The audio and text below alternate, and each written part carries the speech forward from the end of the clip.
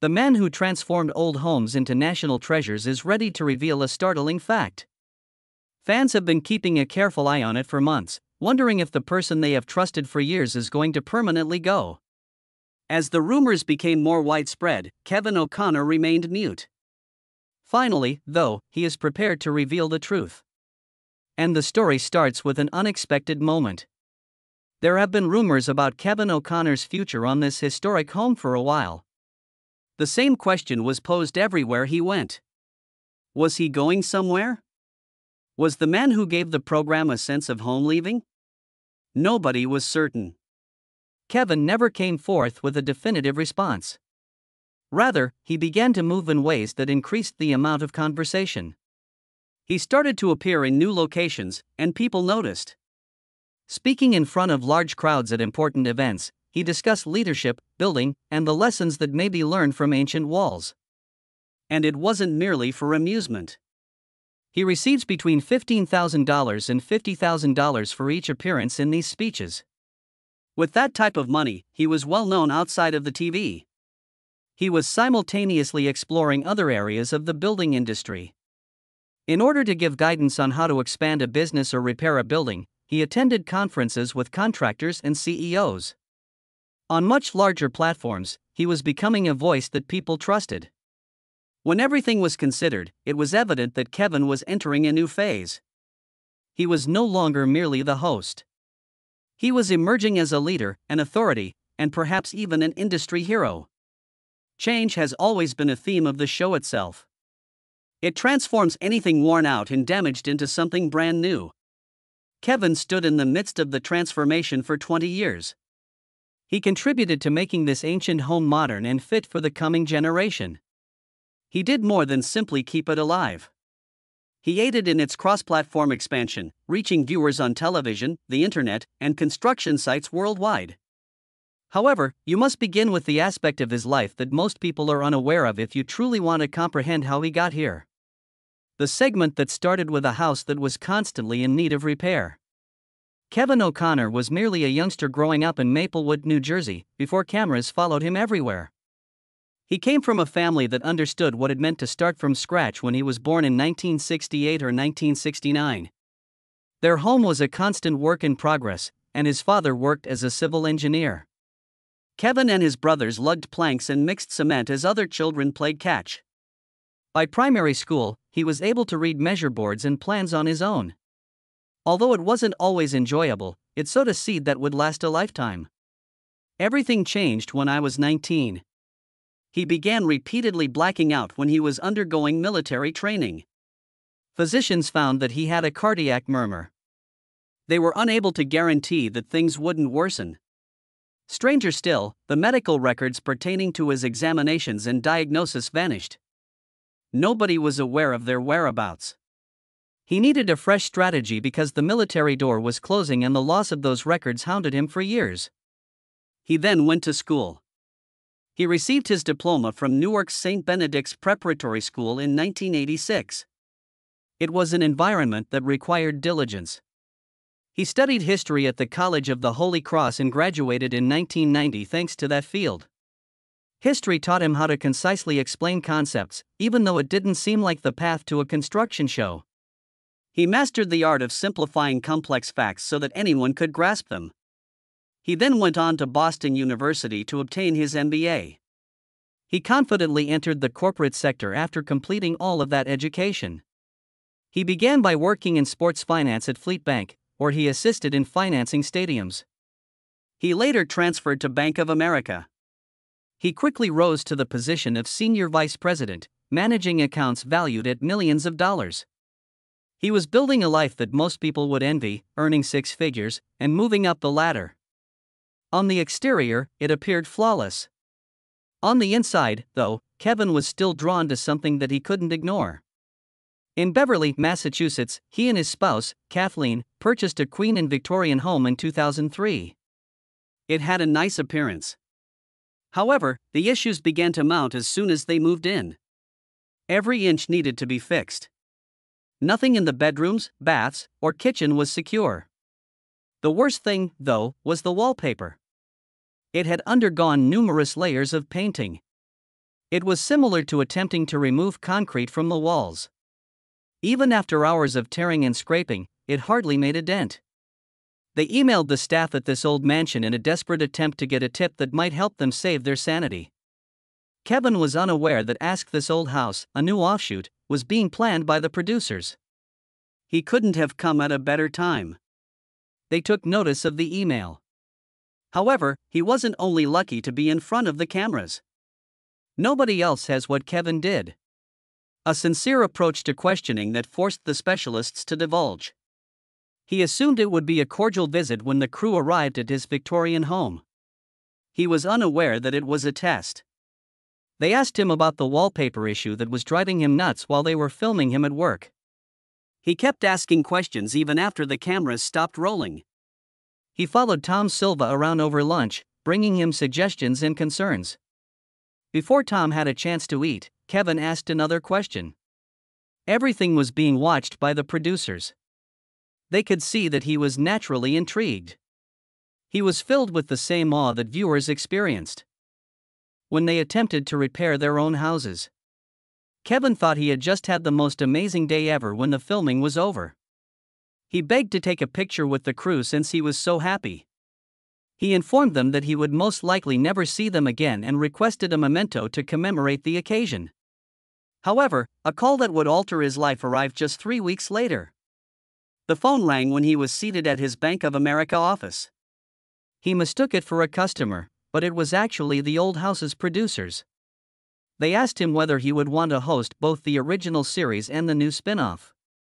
It seemed unbelievable to Kevin. He believed it to be a practical joke. He wasn't certain this was true, even when he knew they were serious. The producers knew what they were doing, but he promised his bank boss he might return in a year just in case everything went wrong.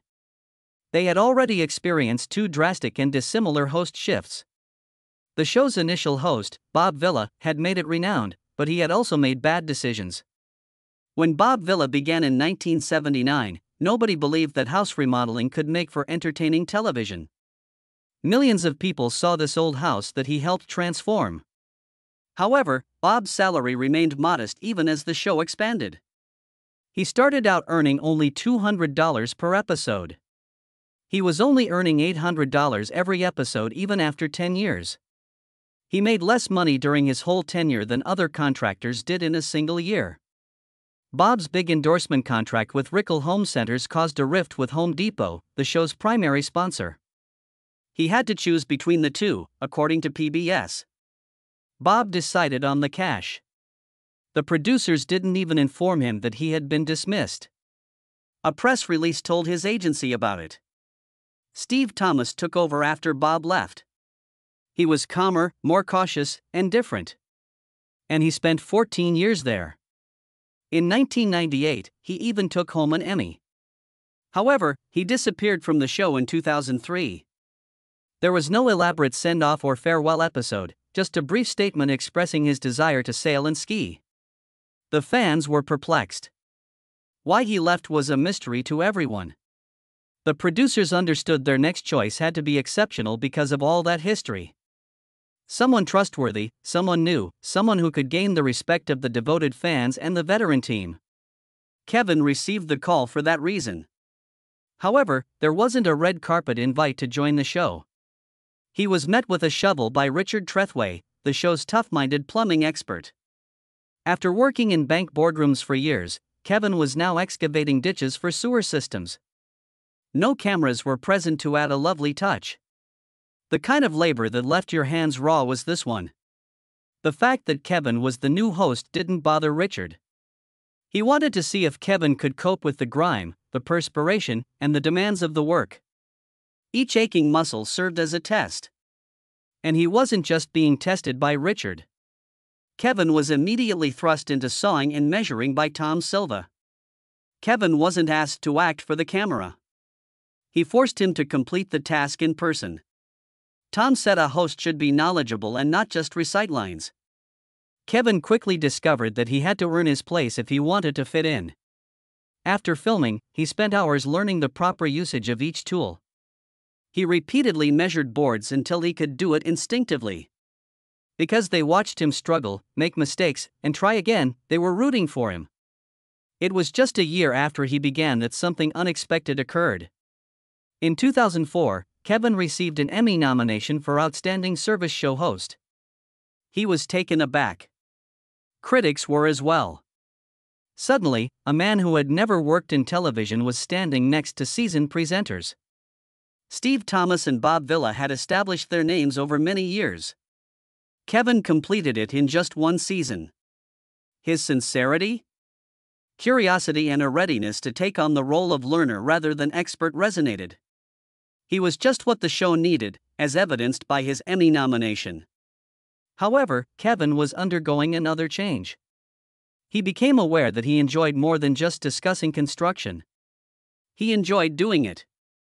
He desired to feel the job in his hands, lay the bricks, and pick up the hammer. Because of that mentality, he became a true collaborator to the professionals rather than just another TV celebrity. He stepped in rather than standing aside. Kevin reached for a wrench as Richard demonstrated how to run pipes. Kevin assisted with nailing the boards after Tom demonstrated how to frame a window. The show felt different as a result. Teaching wasn't the only thing involved. Together, we were to learn. He continued that strategy when he became the presenter of Ask This Old House. For him, though, that was insufficient. He became a member of This Old House magazine's editorial board and contributed to the development of the magazine's articles. Additionally, he assisted in the launch of a third series, Inside This Old House, in the same year that he began hosting. This one featured behind-the-scenes glimpses at some of the most impressive projects the program has ever worked on. The absurd aspect was that he continued to work for Bank of America for a while. Until he was certain that this new career was stable, he did not completely leave his banking position. He exercised caution. He wasn't trying to get famous on TV. His goal was to create something enduring. However, Kevin's cautious approach did not imply that he was hesitant to express his opinions. Actually, he did something one day that nearly everyone was taken aback by. A reporter asked him about his thoughts on the influx of new do-it-yourself shows on cable channels during an interview. Kevin didn't mince words. He referred to majority of them as shit. He claimed that they were useless and that he couldn't be interested in them for even a moment. The word crap spread like wildfire. It resembled striking a match in a parched jungle. Other TV hosts were incensed and fans were taken aback. Kevin didn't back down, instead, he doubled down. Those shows were fake, he stated. They led people to believe that you could renovate a whole house on a very small expense in a single weekend. And because the shows were lying, anyone who attempted to replicate that at home failed, not because they were stupid. He stated deceiving viewers was wrong. People began to realize that Kevin was more than just a host who read scripts at that point. He genuinely cared about the truth and assisting others in doing things correctly. He referred to his remarks as the beginning of a philosophical war. The fast-paced, ostentatious performances that prioritized entertainment above actual ability were on one side. Kevin felt that the primary goal of This Old House was to educate rather than merely amuse. When HGTV stars retaliated, the altercation became louder. They claimed that people like witnessing fast makeovers and that Kevin didn't understand their audience. Kevin, however, refused to move. If something seems too simple, it's probably not real, he remarked. One thing Kevin never mentioned, even during the arguments, was Bob Vila. This historic house's initial host, Bob, left in 1989 following a heated argument over endorsements. PBS told him to choose a side, despite the fact that he had secured $500,000 contracts with other businesses. It ended when he decided to take the money. Kevin, however, never mentioned it. He never spoke of Bob Vila in public for more than 20 years. No kudos, no guilt. Some said that was wise because discussing it would only resurrect old issues. Kevin was always careful who he fought. But Kevin never held back when it came to honoring older builders. When people made fun of the way houses were constructed a century ago, he detested it. Those builders were smart, he remarked. With what they had, they made do. They used plaster and coal to the best of their abilities if fiberglass insulation was not available. Additionally, Kevin disagreed with those who said that large homes were invariably harmful. He maintained that waste was not a function of magnitude.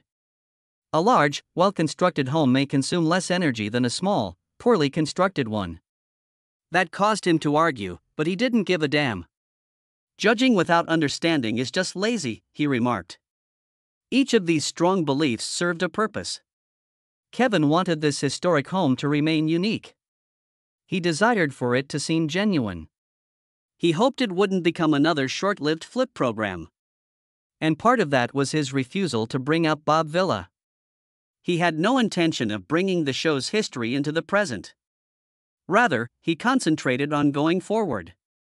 When Norm Abram retired in 2022, that focus was put to the test once more. Ever since the first episode, Norm had been there. He was the reliable, steady carpenter that everyone trusted for 43 years. It was like losing a piece of the show's heart when Norm left. Kevin, however, remained calm. He meticulously prepared the changeover. He maintained Norm's spirit while bringing in new specialists. When Roger Cook had to take a backseat due to his health, he followed suit. Roger got almost as much time on the show as Norm.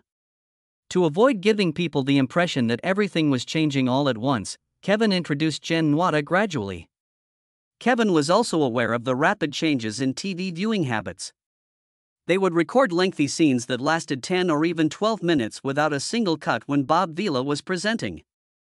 However, audiences of today preferred faster cuts. Kevin adjusted.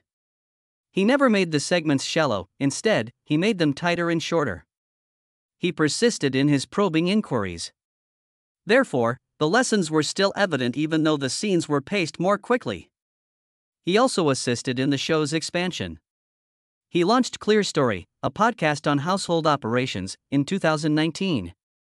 The program was a huge success and was in the top 1% of podcasts. He assisted this former house partner with Roku in 2021 so that everyone may watch all of the episodes for free. Every one of the 1,500 episodes was made available online, plus a station that continuously streamed them. Additionally, in order to assist viewers in completing the projects they learned about, he co-founded This Old Toolbox, a tool rental service.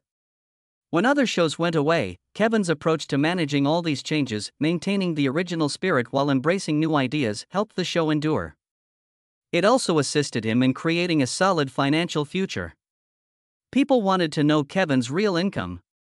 In the beginning, Kevin was making roughly $10,000 every episode, whereas Bob Vila was making only $200.